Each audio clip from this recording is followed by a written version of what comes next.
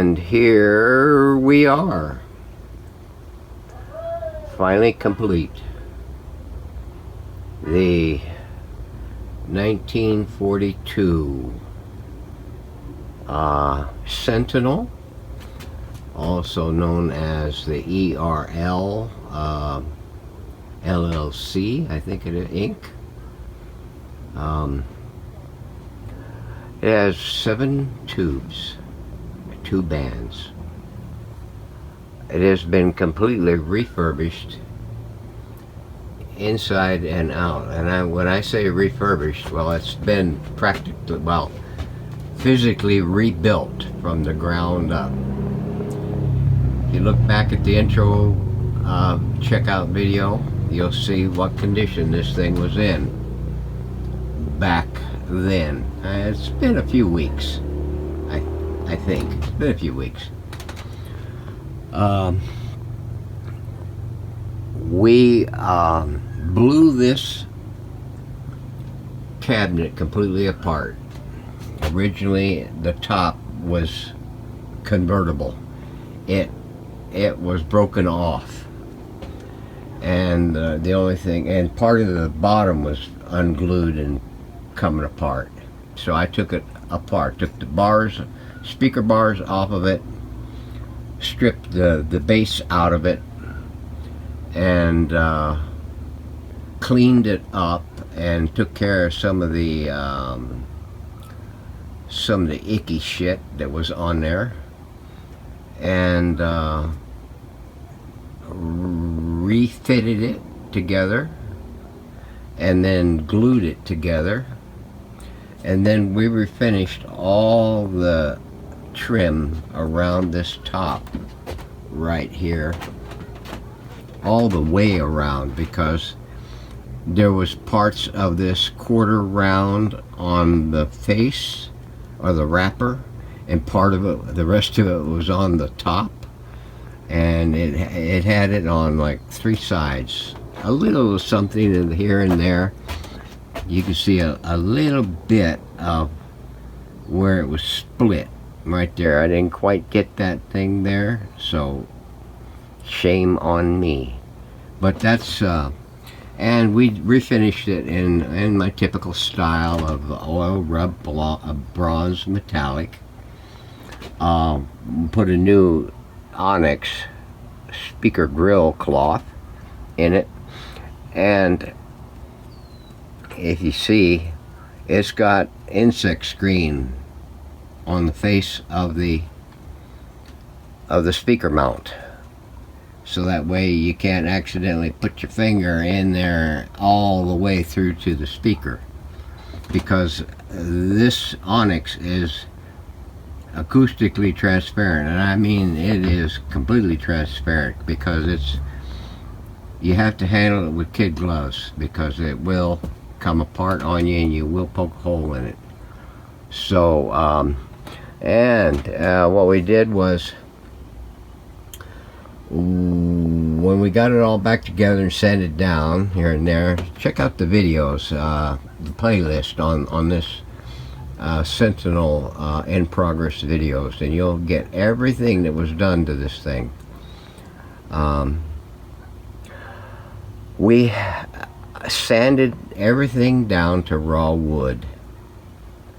The wrapper, we took it practically all the way down to raw wood. I wanted to leave a little of the original color in it, and just to see how it would turn out.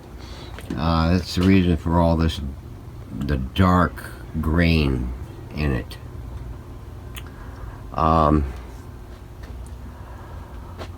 We sanded it all down, and then we stained it with, in this center area right here, and in the bottom area, we did it in a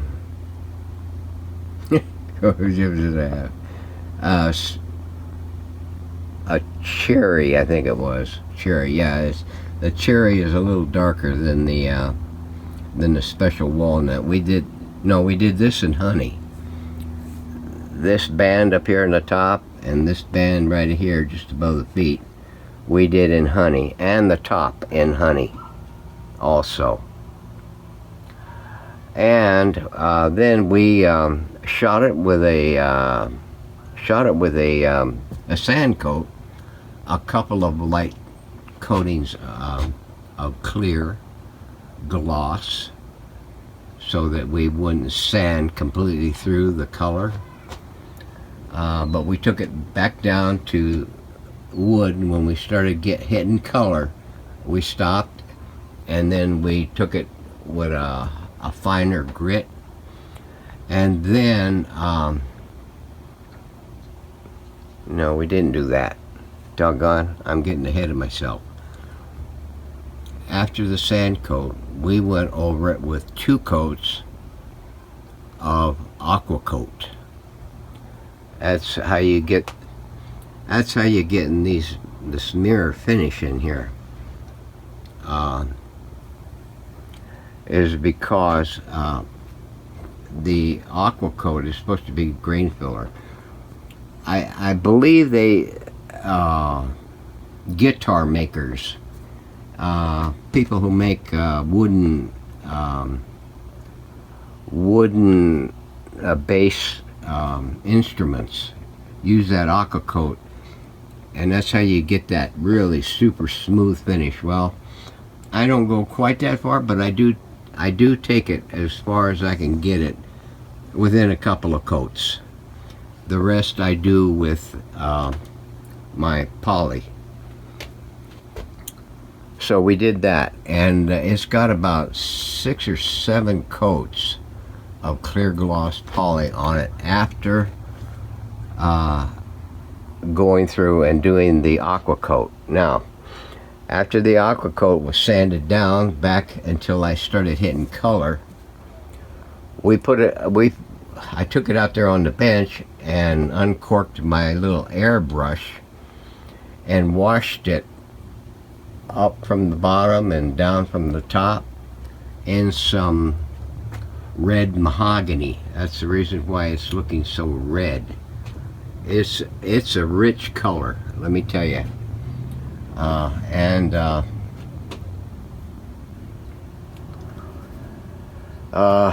We put it out in the sun and let it bake for about a half a day, and then brought it in, cooled it down. I took it inside and cooled it down underneath the cooler for about an hour, and then brought it out and shot a coat of clear poly on it, and then reshot it again in 2 hours, and then reshot it again in 2 hours, and reshot it again in 2 hours, and then sanded it with 400 backed up by 600 grit, and hosed it down. Well, we didn't hose it down, but we wiped it down with some real moistened, real misted, yeah, that stuff, the green thing over there. And we wiped it all down, and we let the thing cool down a little bit, and then we shot it with about 3 or 4 more coats on there. So that's how I'm doing these. Most of these cabinets is with the typical pre-stain, stain, and then backed up with a sand coat, a couple of sand coats on it, and then a couple of coats of aqua coat, and then sanding it down till I start picking up color in my sandpaper, and then hitting it with a finer thing, and then dusting it, and then shooting it with clear poly again, and then again, and then again, at 2-hour intervals or thereabouts, until it's good and dry.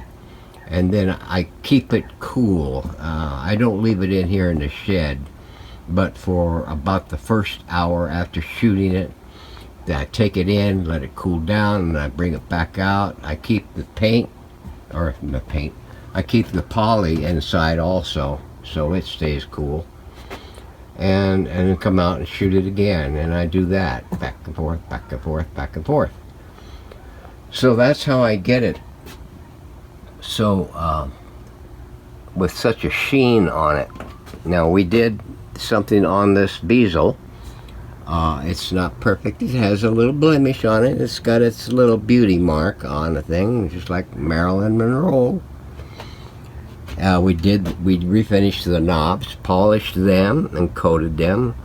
I also went over the text that was etched into it with some of my put a sitter. Boy, I tell you, man, my memory is just, yeah. What have I got here? It's lacquer stick, fill in paint. Put a little lacquer stick, rub it on there, and then lightly rub it with a smooth cloth, like a sheet or something, so that it takes some of that off, and then coat it. This is coated also with this stuff. The dial has been cleaned and polished with my typical car polish. Now let's take a look at the back side. Okay, here we are. All the tubes have been cleaned up. I think I replaced. I don't think I replaced any. I don't think I replaced any of these tubes. So I mean, they're all the original whenever I got it. The antenna has been touched up here along that band because it was separating. It has new dial lamps in it, number 51 lamps. Look back at my playlist for this unit and you'll see what we did with this chassis and the tuner and the transformer clamshell. We put a fuse in it. It's got a 500 milliamp slow blow in it because it's pushing a half an amp. So I try to cut them close. I mean, keep them real close. I try to use the margin of error in case there's a surge, because I don't want this thing, I don't want any of these radios to suffer catastrophic failure. If something goes haywire in this thing here, boom, the fuse is going to take it out. So it's got new stickers there, my stickers, my decals. These are decals here. There's also one on the side with the number on it like that, and there's one there you can probably barely see right there. The cabinet has a new sticker in it also. The original cabinet sticker showing the thing here. I don't know if you can see that. ERL ink. It's a 220T460. You try to find it with the model number, you ain't never going to do it. So the chassis has been cleaned up and buffed a little bit, and then a polish gone on it, and then it's got 2 coats of semi-gloss poly on it to keep it from turning green and shit and stuff. Caca. It has an original field coil speaker that was in pristine condition. Didn't do anything with that like we did the last one. I used the original cord and modified it for a fat blade so that we got the polarity straightened out and sized in and whatever. We added a 3.5 millimeter audio jack in the back for auxiliary input. This unit will come with a Bluetooth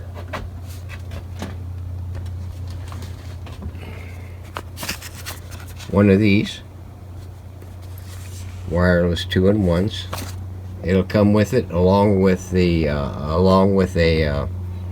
an adapter that goes to that.